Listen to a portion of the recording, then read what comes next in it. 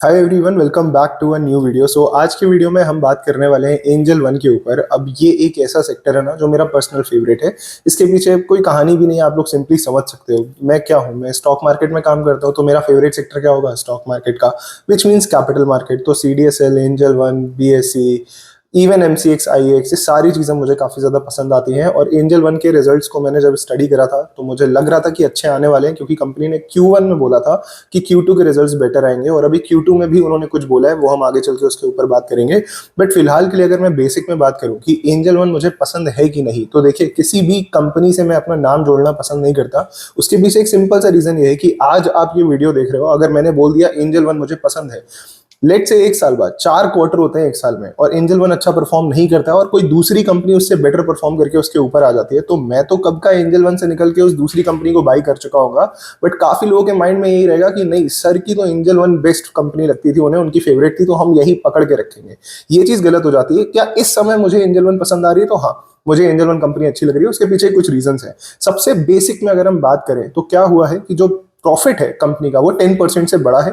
आप लोगों को नंबर्स अगर आप देख रहे हो नहीं समझ में आ रहा है, तो मैं एक सिंपल सी चीज बता देता हूं कि जो आपको प्रॉफिट 80-90% ऊपर दिख रहा है, उसके पीछे का रीजन ये है कि लास्ट क्वार्टर में जो आप देखोगे, आपका Q1 था, उसमें IPL के जो यहाँ पे इनकी एडवर्टाइजमेंट में जो खर्चा हुआ था उसे हटा के अगर हम देखें तो इनका जो पैट है वो 10% से ग्रो हुआ है। क्योंकि IPL का खर्चा हर क्वार्टर में आपको नहीं देखने को मिलेगा, इस वजह से उस खर्चे को साइड में रख के हमें प्रॉफिट को प्रॉफिट से कंपेयर करना है, ना कि इतने बड़े खर्चे को उसमें ऐड कर देना है। तो जो लास्ट ईयर का हमारा, जो लास्ट क्वार्टर का हमारा प्रॉफिट था और इस क्वार्टर का जो हमारा प्रॉफिट है, उसमें हमें 10% का जंप देखने को मिला है, जो कि एक ठीक ठाक चीज है। क्योंकि स्टॉक का PE भी उस समय, आई थिंक आज से कुछ दिन पहले ही 24-25 का था, और इस समय 28-29 का चल रहा है स्टॉक का PE। जब हमने वीडियो बनाया था उस समय तो काफी ज्यादा नीचे था, क्योंकि उस समय स्टॉक काफी ज्यादा गिरा हुआ था। आई थिंक 2200 की रेंज में था, और इस समय 25-2600 की रेंज में चल रहा है। बट अगेन, प्राइस से हमें जो भी काम करना है वो हम चार्ट पे करेंगे। फिलहाल के लिए अगर हम बात करें कि नंबर्स कैसे आए हैं, तो पैट 10% से ग्रो हुआ है, विच इज नॉट बैड। क्योंकि मार्केट कंडीशंस भी कितने खराब रहे हैं आप लोग को पता ही होगा, हम लोग खुद ट्रेडर है, हम लोग खुद जानते हैं। राइट, सेकंड चीज जो हमारी सेल्स आती है, सेल्स बहुत इंपॉर्टेंट चीज है, और सेल्स ग्रो हुई है 5% के आसपास। तो इससे हमें ये चीज समझ में आती है कि इवन दो आपकी सेल्स अगर 1% से ग्रो हो रही है, आपके प्रॉफिट 2% से ग्रो हो रहे हैं, विच मीन्स कि कंपनी के पास क्या है, कंपनी के पास जो मार्जिन है वो काफी ज्यादा अच्छा है। कंपनी अपनी कॉस्ट को कम कर पा रही है, कंपनी ज्यादा मार्जिन के प्रोडक्ट सेल कर पा रही है, और वो जितनी सेल्स बढ़ा रही है उससे 2 गुना तेजी से उसके प्रॉफिट बढ़ रहे हैं, जो कि एक पॉजिटिव चीज होती है। नाउ एक और इंटरेस्टिंग चीज है जो हम आगे जानेंगे, धीरे धीरे करके हम सारी चीजें जानते हैं। आप लोग के माइंड में कुछ क्वेश्चंस होंगे, उन सबका आंसर अभी मिल जाएगा, जितने भी लोग ऑफ कोर्स एंजल वन को फॉलो कर रहे होंगे। नाउ अभी अगर हम थोड़ा और आगे बात करें, तो मैं एक आपको इनकी बात बताना चाहूंगा जो कि इनके मैनेजमेंट ने कही है, मैं नहीं कह रहा हूं ये चीज।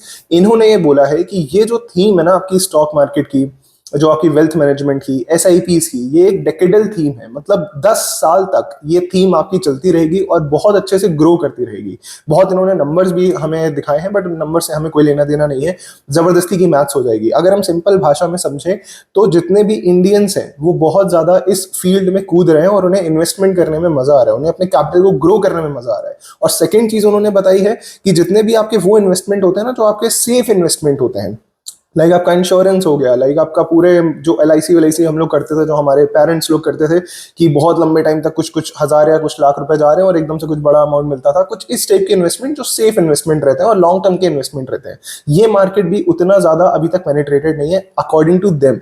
और ये बोल रहे हैं, इंडस्ट्री के बारे में बोल रहे हैं, तो कुछ ऐसे एंड से नहीं बोल रहे होंगे, इन्होंने बिल्कुल स्टडी करके रखा होगा तभी ये सारी चीजें बोल रहे हैं। तो इनके अकॉर्डिंग अगर चला जाए तो ये पूरा जो थीम है ये बहुत लंबा थीम है। तो जितनी भी कंपनीज इस थीम में आती है, नॉट ओनली एंजल वन, इनसे भी जो बेटर कंपनीज इस थीम में आती हैं वो भी बहुत अच्छा ग्रो कर सकती हैं।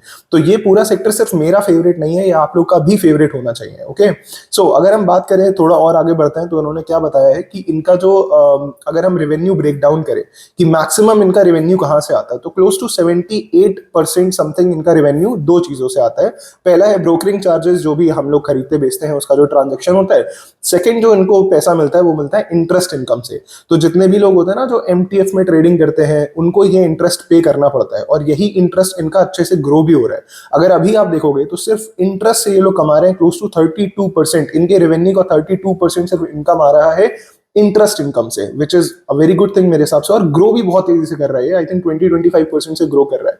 नाउ ये सारे नंबर्स देख के मुझे पर्सनली ऐसा ही लगता है कि कंपनी इस समय अच्छी लग रही है।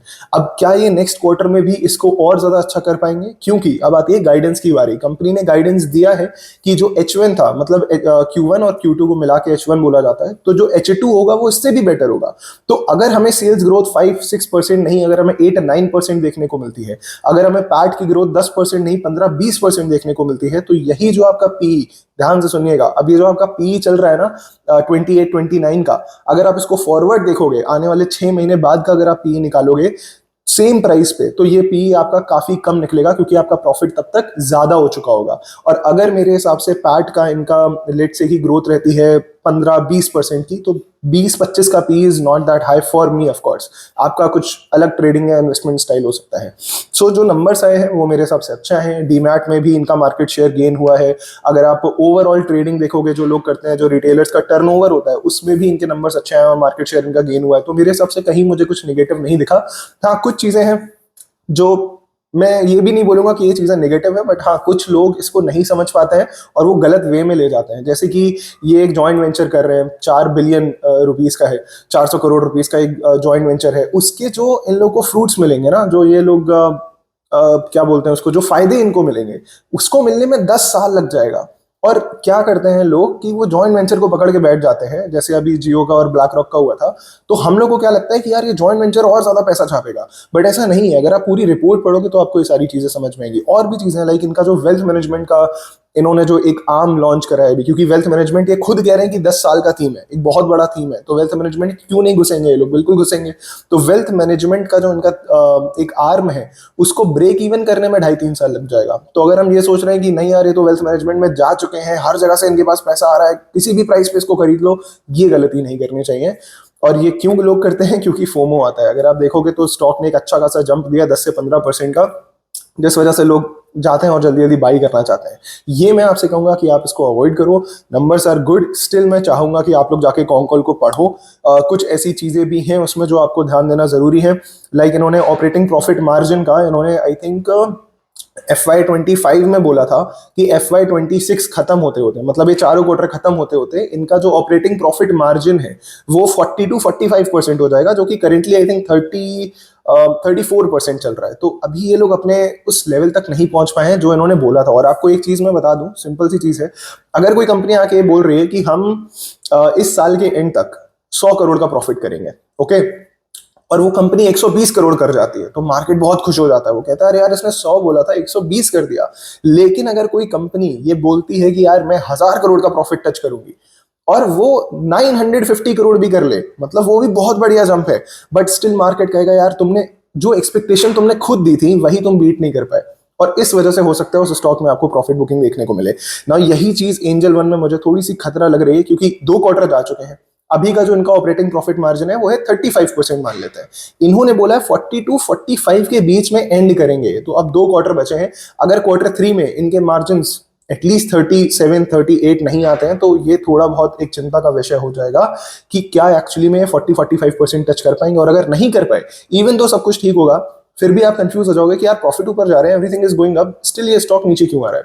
तो ये चीजें हमें अपने माइंड में रखनी है। और अगर आप एक लंबे टाइम के लिए सोच रहे हो, तो मेरे हिसाब से पूरा थीम अच्छा है। इस थीम में जो best of the best companies लगे उनको आप पिक कर सकते हो अपने एनालिसिस के लिए। ओके, ऑफ कोर्स यहाँ पे मैं कोई भी बाइंग सेलिंग रिकमेंडेशन नहीं देता हूँ। सो जो भी इसका चार्ट का एनालिसिस था उसका वीडियो मैं लास्ट में लिंक कर दूंगा, आप जाके देख लोगे, यहाँ पे कहीं पे आ रहा होगा, उस पर आप क्लिक करोगे तो आपको टेक्निकल एनालिसिस देखने को मिल जाएगा।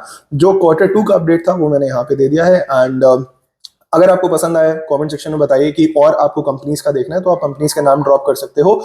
मैंने इस समय काफी सारी कंपनीज के कॉन्कॉल पढ़े और कुछ के आ भी रहे हैं, जो मेरे काइंड ऑफ फेवरेट कंपनीज हैं, उनके भी कॉन्कॉल अभी आना बचे हुए हैं। तो उनके आएंगे तो हम लोग जरूर यहाँ पे बात करेंगे। Till then enjoy yourself and all the best for your trading.